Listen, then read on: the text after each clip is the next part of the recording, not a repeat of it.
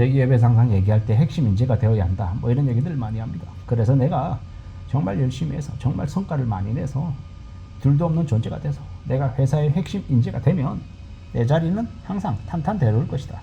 괜찮을 것이다. 이런 생각하고 살면 여지없이 뒤통수 맞습니다. 우리가 아무리 능력이 뛰어나고 출중해도요, 나의 능력과 상관없이 나의 성향이나 스타일을 마음에 들어하지 않는 누군가가 있으면, 특히나 윗사람이 있으면 나의 자리가 날아갈 가능성이 큽니다. 불편하지만 그게 현실이더라는 겁니다. 그리고 운이 많이 작용하고요. 또한 아무리 내가 이 회사에 끝까지 머물 거라고 각오해도 다짐해도 종착역은 온다라는 거예요.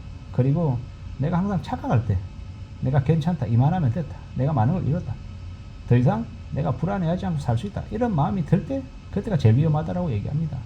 안심하는 순간, 허리띠 푸는 순간, 경계심을 푸는 순간, 그때 내 자리가 가장 위태로워진다라고 하죠. 우리가 조폭 드라마나 조폭 영화 같은 거 보면 어떻습니까? 방심했을 때 그때 목숨을 잃습니다. 뭐 조폭 세력들 간에 피 터지게 싸웁니다. 치고받고 두드려 맞고 팔이 부러지고 다리가 부러지고 뭐 배에 칼이 들어오고 이럴 때 있잖아요. 그럴 때 쉽게 안 죽습니다. 왜냐? 몸이 긴장했기 때문에 어떻게든 방어하려고 하는 그런 이제 대비 태세가 내 몸에 흐르고 있기 때문에 상대가 아무리 공격하고 어떻게 넘어뜨리려고 해도 쉽게 잘 안 되죠. 그런데 어느 때 순식간에 무너집니까? 가장 가까이 있는 측근, 내 오른팔이 나를 향해 달려와요. 형님 괜찮으십니까? 하고. 그럴 때 뭐라고 생각합니까? 저 녀석이 나를 이 힘들고 어려운 상황 속에서 나를 구해주려고, 구출해주려고 나에게 오는구나. 그래, 저 녀석이라면 내가 어쩌면 이 난간을 헤쳐나가고 죽을 자리를 피할 수 있겠구나 라고 생각하고 그래, 누구야? 하고 부릅니다. 근데 형님 이러면서 괜찮으십니까? 이러면서 제가 안전한 곳으로 모시겠습니다. 제가 탈출할 수 있는 배를 준비해놨습니다. 차를 준비해놨습니다. 라고 얘기합니다. 그러면서 그 조폭 두목에게 뭐라 그럽니까? 형님 이제 다 됐습니다. 괜찮습니다. 저만 믿으시면 됩니다. 이제 사셨습니다. 라고 얘기합니다. 그래, 고맙다. 누구야? 내가 네 은혜를 절대 잊지 않을게. 라고 얘기할 때 어떻습니까? 그 대사가 끝나기 전에 그 오른팔이 이제 배에다가 칼을 꽂죠. 뭡니까? 그 조폭 두목이 그렇게 얘기합니다. 아니, 네가 다른 사람도 아니고 네가 나한테 어떻게 이럴 수 있냐? 내가 너 어릴 때부터 다 챙겨줬는데 다른 사람도 아니고 네가 나를 이렇게 할 수 있냐? 이렇게 얘기합니다. 알고 보면 어떻게 됐습니까? 나를 가장 잘 알고 나의 약점을 제일 잘 알고 내가 어느 부분에 제일 강한지 이런 것들을 제일 잘 알고 있는 최측근이 나를 한순간에 무너뜨리는 아킬레스건이 되죠.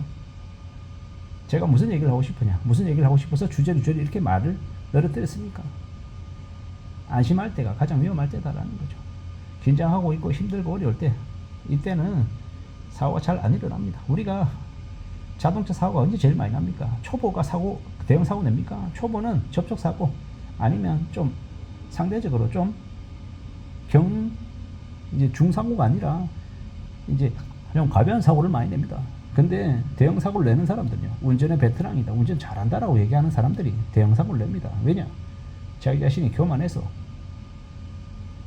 자기를 과대평가해서 음주운전하거나 아니면은 과속해서 무식하게 운전하다가, 무섭게 운전하다가 한순간에 세상을 떠는 경우가 생기죠.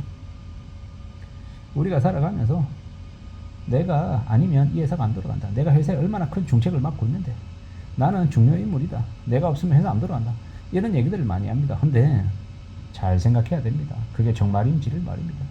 불편한 이야기지만 회사라고 하는 조직에서 나라고 하는 사람 한 명 빼도 회사가 잘 돌아갑니다. 거짓말처럼 서운하다 싶을 정도로 아무렇지도 않게 돌아가더라는 겁니다. 이게 현실입니다. 그 자리에 그가 앉아있기 때문에 그 자리의 역할을 하는 거지, 그 사람이 능력이 있어서 그 자리에 앉아있는 게 아닐 수도 있다는 겁니다. 물론 역할을 하고 성과를 냈으니까 그 자리에 있겠죠. 그런데 그렇지 않은 경우도 있더라는 겁니다. 그걸 우리는 잘 생각해 볼 필요가 있는 것 같습니다. 세상을 살아가는 게 참으로 만만하지가 않죠. 녹록지가 않습니다. 내 생각 내 바람대로 제대로 흘러가지 않는 경우도 많다라는 겁니다. 그래서 좀 더 냉정함을 가져야 되고, 항상 나의 뒷배가 뭔지는 생각해야 된다라고 저는 봅니다. 아니 일하면서 자꾸 딴 생각한다고? 이렇게 말할 수 있는 사람도 있을 겁니다. 근데 일할 때는 당연히 딴 생각하면 안 되죠. 일할 때는 일에 집중해야죠. 제가 하고 싶은 이야기는 일하는 시간 외에 출근하는 시간, 퇴근하고 난 이후 시간, 주말 시간, 나의 시간일 때 나의 여가 시간에 나의 개인적인 시간에 최대한 나의 것을 준비할 각오를 하는 게 좋겠다라는 겁니다. 그런 다짐으로 살아가는 게 필요하지 않을까라고 생각하는 겁니다. 참 희한한 게요. 저는 유튜브라고 하는 게 저하고는 1도 상관이 없는 줄 알았습니다. 제가 지금이야 이렇게 주저리주저리 매일같이 떠들어대지만 제가 이런 삶과 제가 연결이 되어서 이러고 있을지는 정말 몰랐습니다. 저 옛날부터 도봉박홍기 작가, 유튜브랑 김알파카 선생, 김알파카님, 그리고 돌아온 붕어형 뭐 이런 류의 유튜브 영상을 듣는 걸 좋아하긴 했습니다. 지금도 그분들의 영향을 매일같이 받고 있고, 왜? 매일 듣기 때문에 저도 모르게 그분들이 한 이야기를 그대로 제 입으로 되뇌이고 있는 경우도 많고요. 근데 2022년이었나?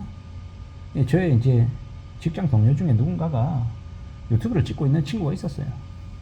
그 친구의 권유라고 해야 될까요? 그 친구가 이렇게 옆에서 하는 이야기를 듣고 저도 용기를 내서 시작하게 됐죠.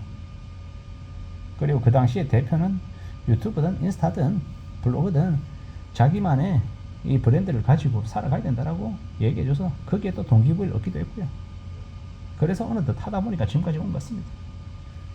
누군가는 이걸로 얼마를 버냐 저한테 물어보기도 하고 그거 왜 하냐고 비아냥거리고 욕하는 사람도 있고 왜 쓸데없는 얘기를 하냐 했던 얘기 또 하고 짓거리냐 라고 쌍욕하는 인간들도 있고 별놈들이 다 있습니다. 근데 제가 그놈들한테 욕먹으려고 이거 하는 건 아니고 그냥 저의 삶을 되돌아보고 매일같이 하루하루를 맞이하면서 답답할 때도 있고 기분이 좀 우쭐할 때도 있고 여러 생각들이 드는데 그런 일상 속에서 제 하고 싶은 이야기들을 그냥 대본 없이 그냥 찌끄리는 겁니다.